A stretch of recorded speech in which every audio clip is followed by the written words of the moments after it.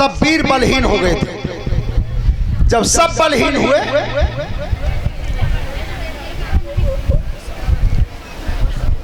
एक 1000 मन के मुकद्दर रखे थे चौक में। किस तरह से? अरे तब उठी बैठो बलधारी,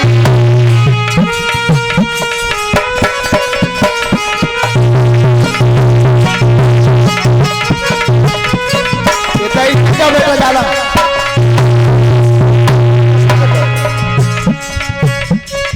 अरे तब उठी बैठो बलधारी,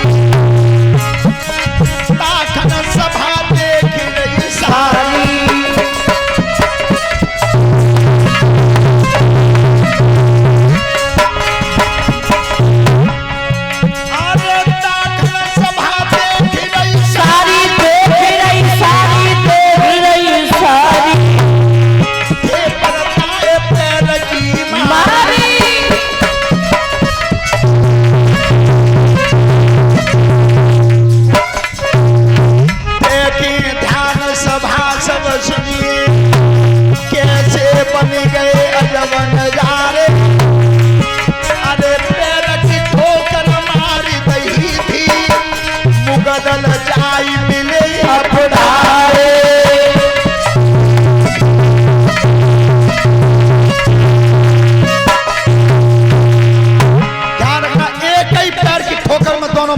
टकरा गया।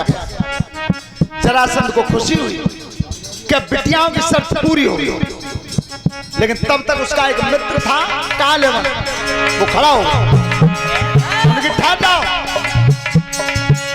इस लड़के ने मुगदल उठाए नहीं है, कोई मंत्र मारा है।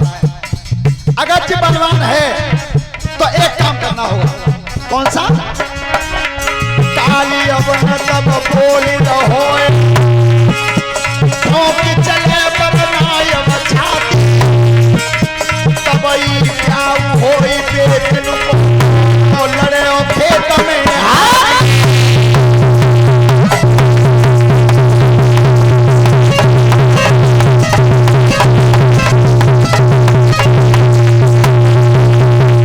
अगर पन्ना बलवान है तो मेरा कुबलिया पीर हाथी है, उस हाथी का सामना करे।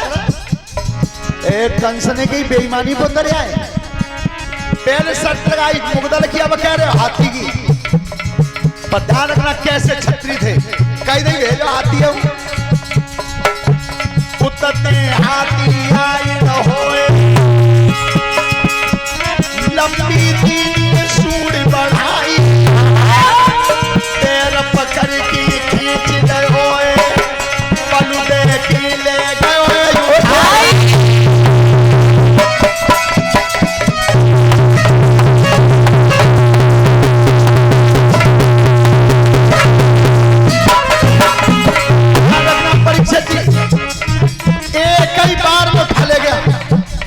और जैसे ही हाथी को पृथ्वी में मारा तो टांग पर टांग धर के चीरना चाहता था। उसी समय कालेवन ने कह दिया ठहर जाओ। काली रवन तब बोली न होए, पल्लव कर मुमिन जान न होए, जाइत मत हाथी मारे, जाइत कन्यादान न होए।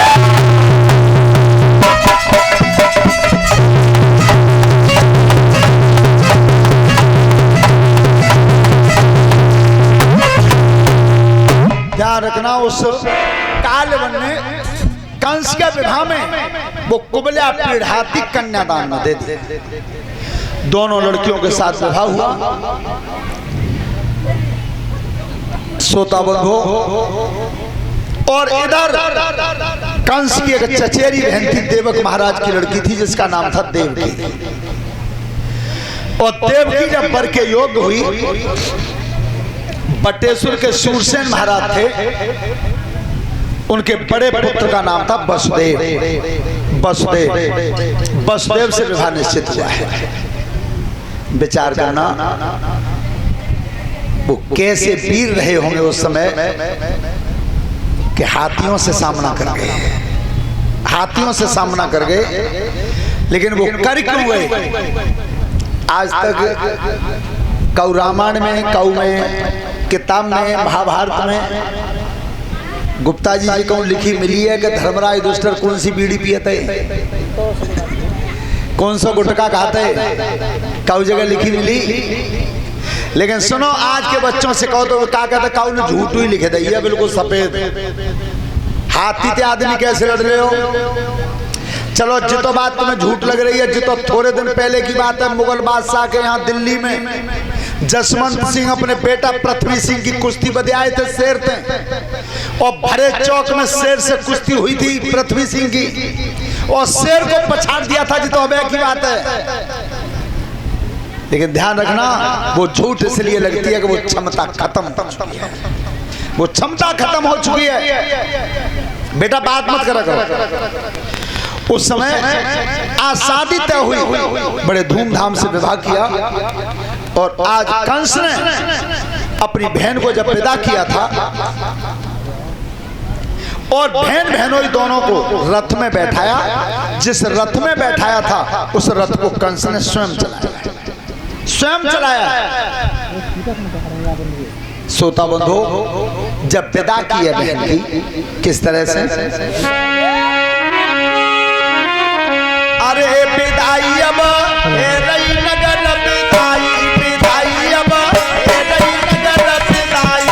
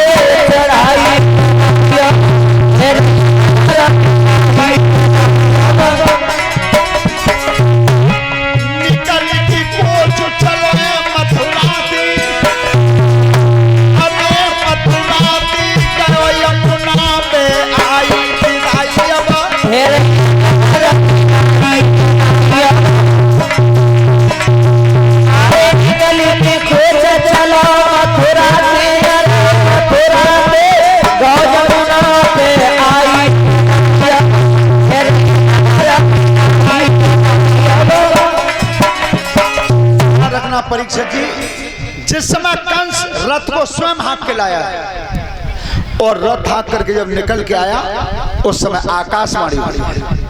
किस तरह से, अरे रथु हाँकी रहोए अभिमानी,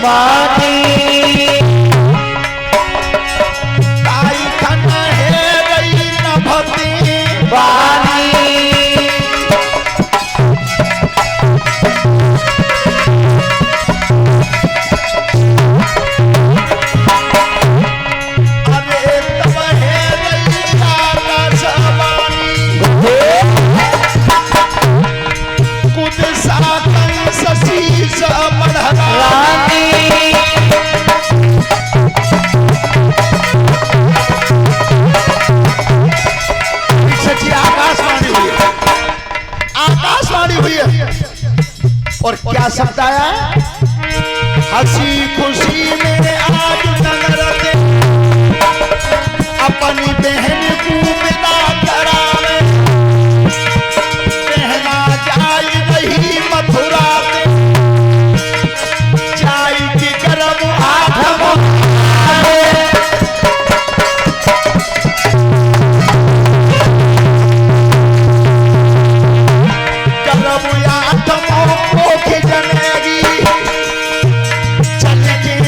मथुरा में आवे, कंस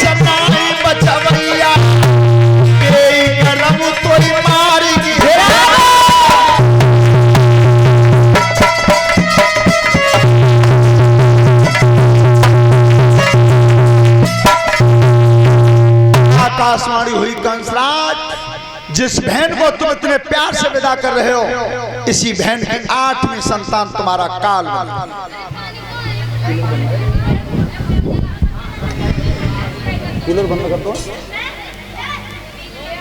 8वां गर्भ तुम्हारा काल होगा। ध्यान रखना। अब कंस को बेचे नहीं भाई। अब बापी ने मन में सोची क्या कि हम पेड़ ही ना छोड़ेंगे तब पेड़ पे फल लगे। कितनी नीचता सोची है। बेटा बात मत करो, ध्यान रखना। उसी समय रथ को रोक दिया। और कर्म कौन सा करता था? सुनो भूप धरि ध्यान, अरे हाथ में और लैया कटारी है।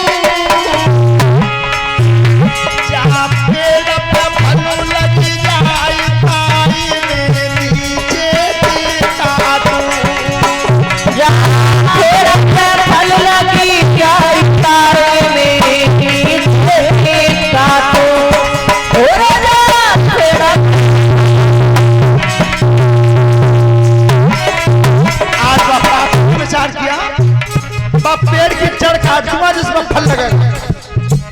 तो वो देवकी को मारना चाहता था, देवकी को मारना चाहता था। उसी समय जमुना जी की पार धर्म की होई। अरे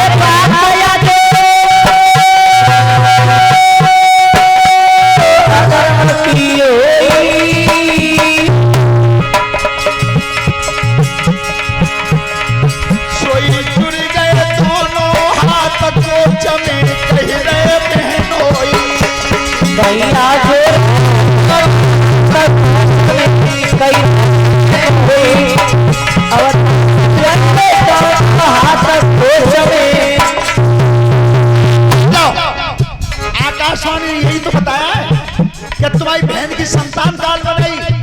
ये बहन तो बताई ना, बताई तो संतान ही।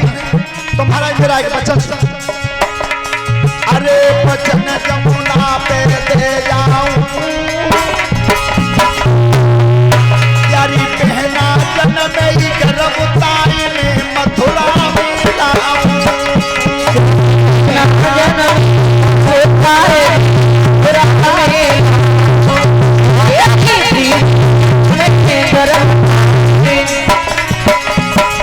महाराज तुम्हारी बहन के जो संतान पैदा होगी उसे मैं मथुरा में लेकर के आऊंगा।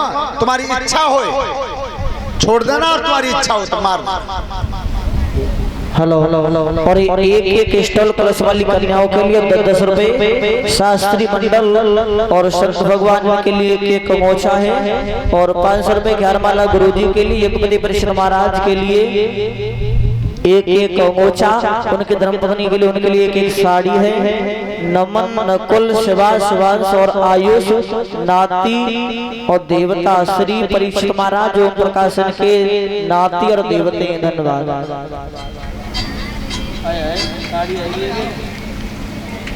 अब तो कोसा है धोती आई है तुम्हारी